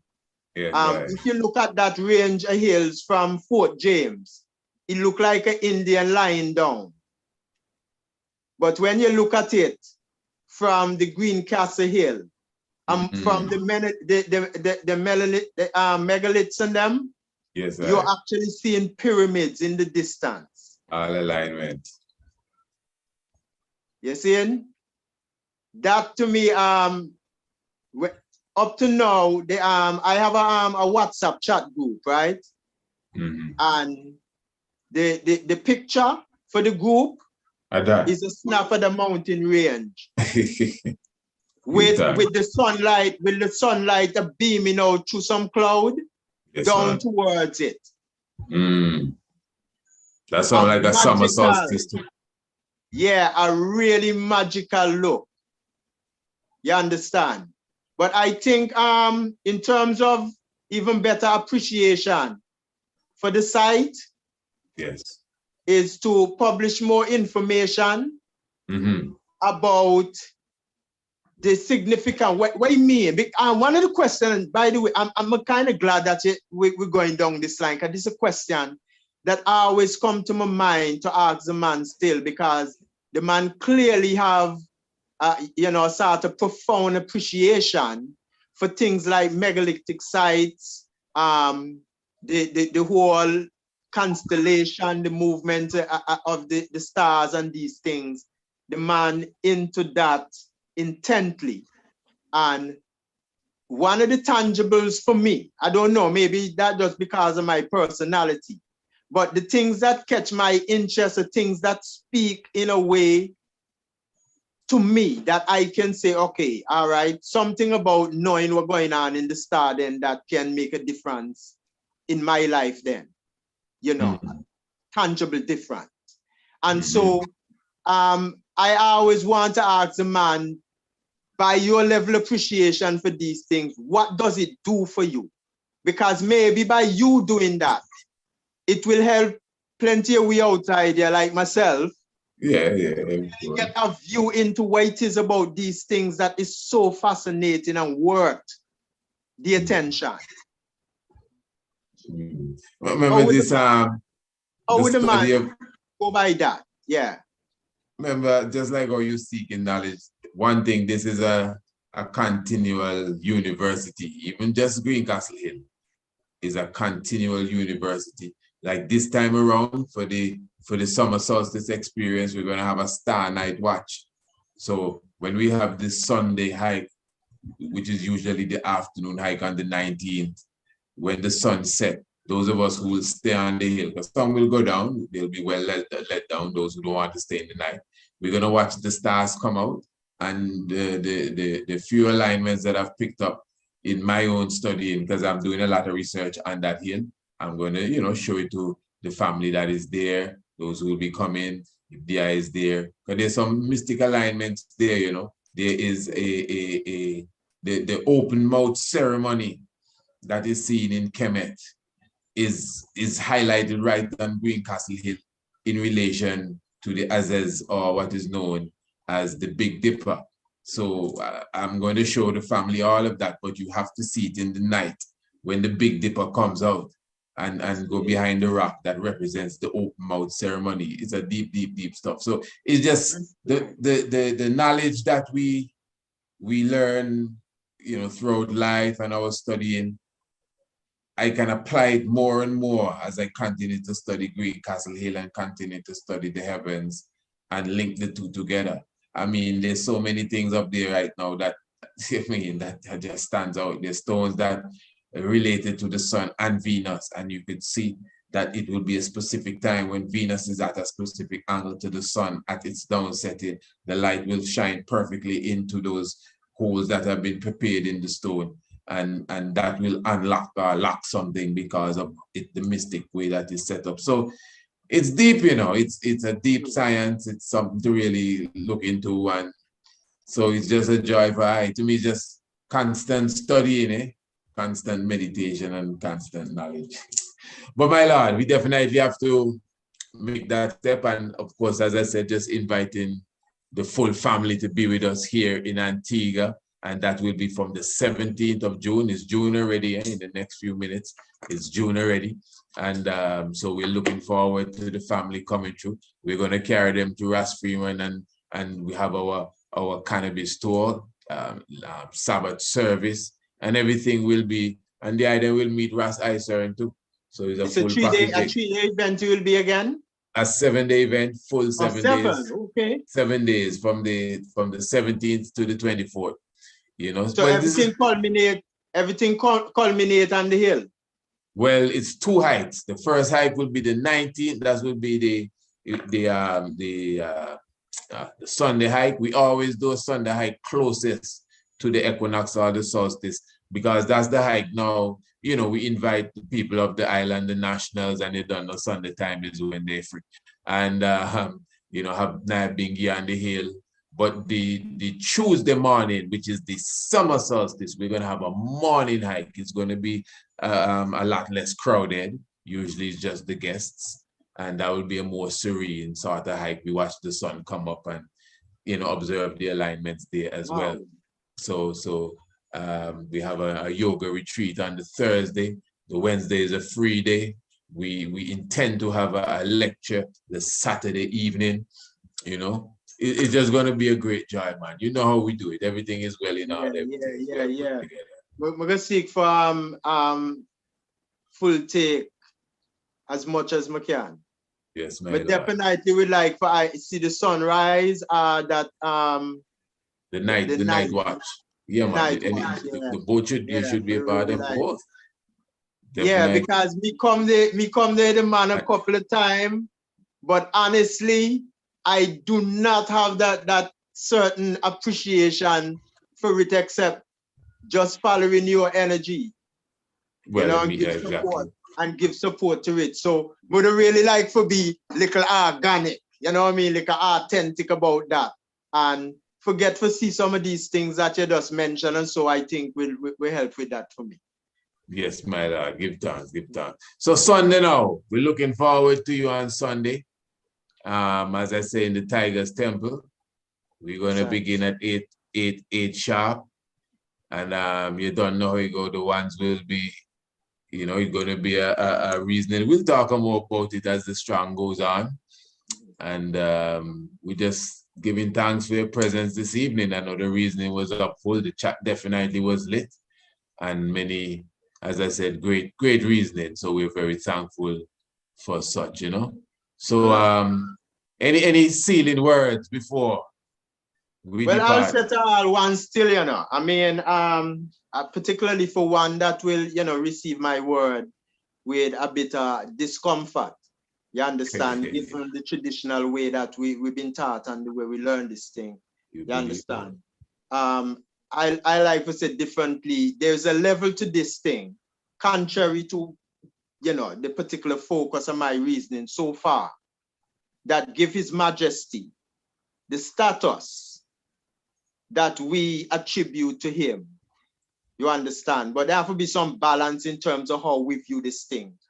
We cannot afford to compromise our knowledge of self beyond our person in order to give acknowledgement to the king. You understand? For I, service to the principle is service to the king. You understand? The king rule in a consciousness, sit on the throne as the truth. The truth rule as king in consciousness. And that's what His Majesty symbolize in the world.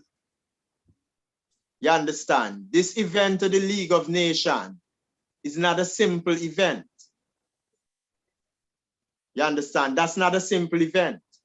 People have to understand this world that we live in today, the foundation was laid through that organization. The organization was the first in human history of its kind that dealing with world problem, global focus. All the other organizations that preceded, that evolved up into it, had European focus because they were European organizations. And the role that His Majesty played is what put morality in this modern world that we enjoy today. So wherever little sanity that we enjoy now, and wherever standard we are, we can talk about human rights and human dignity and things of that kind. Not that His Majesty was the first one to talk about these things, but he was the one who was positioned in history to carry out that elected role. You understand? Of establishing the foundation, which is international morality. You see? And the speech that Marley sing in war capture the whole philosophy behind the advocacy of His Majesty for international morality. You understand? If you have such a thing as global human interaction, they have to have some standard and some principle by which we function to bring about order, to bring about harmony and so on. Because if we don't have such, then we're going to have the opposite of harmony and them kind of things there. And His Majesty laid that particular pillar in the organization. These are more the driving reason for I and I in a Rastafari hailing of the king more so, you know. Because as the man rightfully pointed out earlier, we were relating to a God before we know of a Selassie. You know? So think about that. The standard bearer. You know? Yes, I. Yes, so my king, give thanks. Who His Majesty is, who we say His Majesty is, within I religious exercise, we know what we deal with. Who no go to the point that then overs what the language mean, well, just keep going. They get all bitter and judgmental. Just keep going. And you would see yours. Because God no come to go. God relationship is individual to individual. Nice. Yes, I. Yes, my king, blessed love. Give thanks and we look forward to see the Iron Son. Yes, I. Son, well, in the name of His Sublime Majesty Emperor Haile Selassie, Jah, Rastafari, I'm and bid all one. You know, peace and love. You know what I mean? Love, king. Give thanks. Oh, wonderful. Yeah, man. Wow. So family, give thanks again, you know, for your presence. Remember to be a part of the Tigers Temple on Sunday. All you have to do is contact us. All the information is there, but I did see the information running through the chat as well. Of course, visit us on the website, priestisaacinstitute.com. Visit us on Radio Anu. In fact, you can go to Radio Anu right now if it's more vibration you want, more meditation and more information. Just check us on Radio Anu. For sure, family, looking for your presence with us in the Tigers Temple. This Sunday is going to be a wonderful sit down. Brother Icern will be returning. You can definitely ask him your questions face up. You can come on the panel as well. It will definitely be, disciplined rotation. So you don't have to worry about that at all. It's going to be definitely wonderful. All right, family. And yes, again, use the same contacts and get ready for the summer solstice experience. I myself, I'm looking forward for your presence with us. Look at the beauty of the King of Kings. Look at the beauty of the Lord of Lords. Lion of Judah, give thanks continually in all good doings and sayings, in all righteousness of salvation. All right, family, love to the house, love to each and every one. Remember, again, let me just remind you, you could get a free I Am the Best shirt when you order the international or enroll your young ones or yourself. If you're a big person and you enroll yourself in the international homeschool program, you can get an extra large shirt. You don't have to worry. They're not just for little people, but the expectation is that we are enrolling our young little children in the international homeschool program, so they will get their shirts with the enrollments as well. I am the best and I deserve the best. And only the best is coming to me now. Yes, you get it? Yes, so make sure the young ones get their, the best shirts. All right, and get your Tigers, what do you call these, Prince? Sweatshirts. Tigers sweatshirt. This is the designer himself right here of all these wonderful products. So, when you buy your shirts, you're supporting the youths, eh? You're supporting the youth, then we ain't love no youths, trust me. We're supporting the youth, of course, and support the youth by all enrolling them in the international homeschool program. Love, family, give thanks for your patience. Give thanks for the life giver and the keeper of life. Give thanks for all good doings and saying. And you'll see us again very soon. Join us on Radio Anu, join us on the Tiger's Nest. So many things that we're doing. Remember Redemption Healing tomorrow, Wednesday, Redemption Healing on Radio Anu at 10 a.m. in the morning. That is with the Honorable Empress Naya. And of course, Sunday in the Tiger's Temple. Holy Emmanuel, I Selassie, Jah Rastafari.